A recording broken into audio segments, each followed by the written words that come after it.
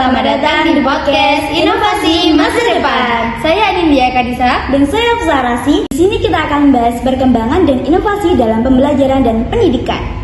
Di sini kita juga akan menggali bagaimana inovasi bisa merubah tata cara kita belajar dan mengajar. Bersama kita hadirkan dua narasumber kita. Benar sekali, kita sambut saudara dan saudari seorang praktisi pendidikan dan juga inovator teknologi pendidikan.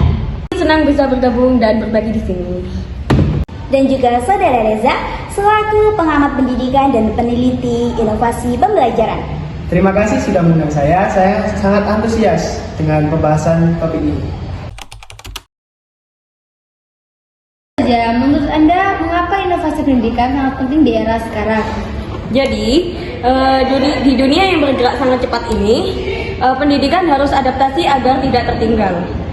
Inovasi memungkinkan proses belajar yang lebih relatif dan efektif.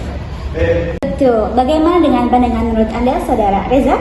Saya sangat setuju, inovasi bukan hanya soal teknologi, tapi juga pendekatan baru yang membuat pendidikan lebih inklusif dan personal. Ini penting agar setiap siswa dapat kesempatan belajar yang sesuai dengan kebutuhannya. Mari kita bedah contoh inovasi yang sudah diterapkan. Saudari Niha, bisa dijelaskan tentang pembelajaran yang berbasis teknologi? Tentu, misalnya penggunaan platform digital dan aplikasi. Ini mempermudah akses materi dan membuat pembelajaran jadi lebih menarik. Selanjutnya, bagaimana dengan pembelajaran personalized? Dengan penggunaan AI, guru bisa menyesuaikan materi sesuai dengan gaya belajar siswa. Jadi, siswa yang cepat paham bisa lebih cepat maju, sementara yang butuh waktu lebih banyak tetap mendapat perhatian. Bagaimana pembelajaran hybrid? Ini perpaduan antara tatap muka dan daring, memberikan fleksibilitas, belajar di mana saja dan kapan saja, sangat relevan, terutama dalam situasi pandemi seperti sekarang. Saudara Reza, bagaimana inovasi ini berdampak pada guru?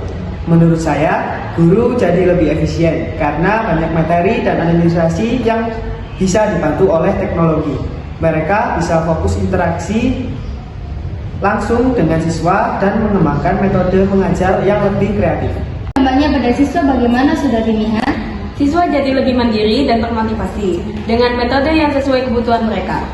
Proses belajar jadi lebih menyenangkan dan hasilnya akan lebih menjadi optimal. Tentu tak lepas dari tantangan, menurut Saudara Reza, apa saja dampak inovasi pendidikan?